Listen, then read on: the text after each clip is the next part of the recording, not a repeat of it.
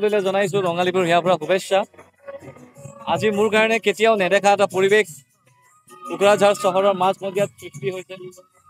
আমাৰ সকলোৰে পৰিচিত শ্ৰদ্ধাৰ আমাৰ ইয়াৰে BTR চৰকাৰৰ কাৰ্যবাহী সদস্য শ্ৰদ্ধাৰ অৰূপ কুমাৰ দেৰ বাসগৃহত ইমান ধুনীয়া এখন সাংস্কৃতিক কাৰ্যসূচী তেখেতে আয়োজন কৰিছে। উক্ত অনুষ্ঠানটিত ময়ো নিমন্ত্ৰিত অতিথি হিচাপে উপস্থিত আছিলোঁ। ইমান বেছি ভাল লাগিল, তেখেতে নোকোৱাকৈ মই দুটা গান গাই দিম। ভাল লাগিছে। আৰু এনেকুৱা ধৰণৰ সামাজিক আৰু সাংস্কৃতিক পৰিৱেশ প্ৰত্যেকজন যিবোৰ লোক আমাৰ ৰাইজৰ বাবে কাম কৰি আছে, যিবোৰ ৰাইজৰ প্ৰতিনিধি, তেখেতসকলে এনেকুৱা ধৰণৰ পদক্ষেপ ঘৰে ঘৰে লোক, মই তাকে কামনা কৰিছোঁ। বহুত বেছি শুভেচ্ছা আছে। আৰু এই যি পৰম্পৰা আৰম্ভ হ'ল, মই ভাবোঁ অনাগত দিনত অৰূপ কুমাৰ দে ডাঙৰীয়াই এই পৰম্পৰা, এই সংস্কৃতিৰ প্ৰতি তেখেতৰ থকা যি দুৰ্বলতা, সেই গোটেইখিনি বস্তু তেখেতে কণ্টিনিউ কৰি লৈ যায়। অহাটো বছৰত যাতে আৰু ডাঙৰকৈ তেখেতে এই নিজৰ এই পৰম্পৰা তথা বিহু উদযাপন কৰে। বিচুৱা, বহাগ, বৈশাগু যি বুলিয়ে কয়, মই তাকে কামনা কৰিছোঁ আৰু তেখেতলৈ অত্যন্ত মৰম আৰু শুভকামনা জ্ঞাপন কৰিছোঁ। প্ৰয়োজন আছে, কাৰণ সমষ্টিখনৰ লগত এজন বিধায়কে সদায় লাগি থাকে।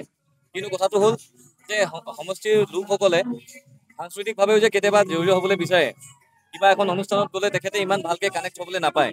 গতিকে ঘৰত যেতিয়া অনুষ্ঠানটো হয়, প্ৰত্যেকজন মানুহৰ লগত নিজৰ যিখিনি সমস্যা আছে, কি উন্নয়ন হ'বলগীয়া আছে, গোটেইখিনি কথা তেখেতে পাতিব পাৰে। গতিকে এনেকুৱা ধৰণৰ সামাজিক সাংস্কৃতিক অনুষ্ঠানৰ ঘৰে ঘৰে প্ৰয়োজন আছে বুলি মোৰ ব্যক্তিগতভাৱে অনুভৱ। আজি কোকৰাঝাৰ জিলাৰ তিতাগুৰিত নতুন বছৰৰ দিগন্ত তথা বিচুৱা, বিহু, বৈশাগু, পহেলা বৈশাখ প্ৰত্যেক জাতি জনগোষ্ঠীৰ কলা কৃষ্টি অভিমান সংস্কৃতি যি ফেষ্টিভেল আমি চেলিব্ৰেট কৰি পেলাই নতুন বছৰৰ আগমনি আমি জনাইছোঁ, ৱেলকাম কৰিছোঁ। প্ৰত্যেক জাতি জনগোষ্ঠীৰ অসমীয়া প্ৰত্যেক ব্যক্তিসকলক অন্তৰৰ পৰা হিয়া ভৰা শুভেচ্ছা দিছোঁ। আজি নিজকে বহুত আপ্লুত অনুভৱ কৰিব পাৰিছোঁ যে প্ৰথমবাৰৰ বাবে BTCত মোৰ বাসগৃহত আজি কোচ ৰাজবংশী সংস্কৃতি, যি আমাৰ বিচুৱা নৃত্য, গোৱালী নৃত্য, বিহুৰ নৃত্য আৰু জেং বিহু বুলি যিটো আমি কওঁ, জেং বিহুত বহুত জাতি জনগোষ্ঠীৰ সংস্কৃতি বা ট্ৰেডিশ্যন ইয়াতে দাঙি ধৰা হৈছে। আজি ফকিৰাগ্ৰাম বিজেপি মণ্ডলৰ উদ্যোগত আজি যি এই চেলিব্ৰেশ্যন, ইয়াতে আমাৰ ফকিৰাগ্ৰাম বিজেপি মণ্ডল কমিটিৰ সভাপতিকে ধৰি উপসভাপতিকে ধৰি শান্তিৰাম বৰ্মন ডাঙৰীয়া, হেমন্ত ডাঙৰীয়া, চেমন ডাঙৰীয়া সকলোকে ধৰি আজি যে আমি মানে বড়ো জনগোষ্ঠীৰ ভিতৰত ব্যক্তিসকলে ইয়াতে আহি যে আমি ইয়াতে চেলিব্ৰেশ্যন কৰিছোঁ, সঁচাকৈ ভাল লাগিছে। আমি বিচাৰোঁ অসমৰ লগে লগে BTCতো প্ৰত্যেক জাতি জনগোষ্ঠীৰ সমন্বয় গঢ়ি থাকক, মিলি থাকক। আমাৰ মাজত যাতে কোনো ধৰণৰ ডিছক্ৰিমিনেশ্যন নহয়।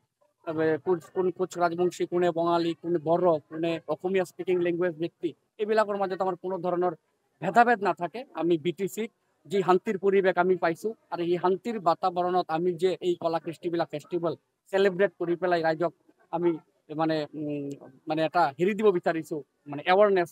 কাৰণ লাহে লাহে এইবিলাক জেং বিহু হওক, বিচুৱাৰ গোৱালী নৃত্য হওক, মানুহ যিমান ডেভেলপ হৈ আছে, নিজকে আপগ্ৰেড কৰি আছে, ট্ৰেডিশ্যনবিলাক কিন্তু মানুহে ইমান পাহৰি গৈ আছে। সেইকাৰণে আমি এনেকুৱা ধৰি ৰাখিব বিচাৰিছোঁ যে প্ৰত্যেক জাতি জনগোষ্ঠীৰ যিটো অস্তিত্ব, যিটো বাস্তৱ ট্ৰেডিশ্যন, এইটো যাতে সমাজত চিৰদিনৰ বাবে যাতে বিৰাজমান হৈ থাকে।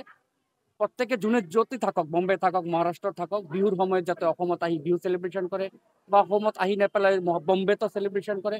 আমাৰ বড়ো ভাইসকলেও যাতে দিল্লীত থাকি পেলাই বৈশাগু চেলিব্ৰেট কৰে।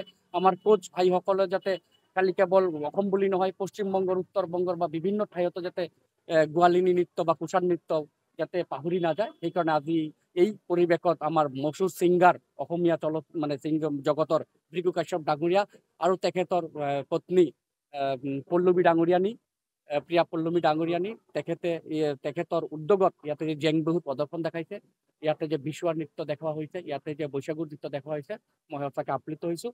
আৰু সাংবাদিকসকলক মই ধন্যবাদ দিছোঁ, আপোনালোকে ইয়াতে আহি সহযোগ কৰিছে আৰু আপোনালোকক নতুন বছৰ শুভেচ্ছা দিছোঁ।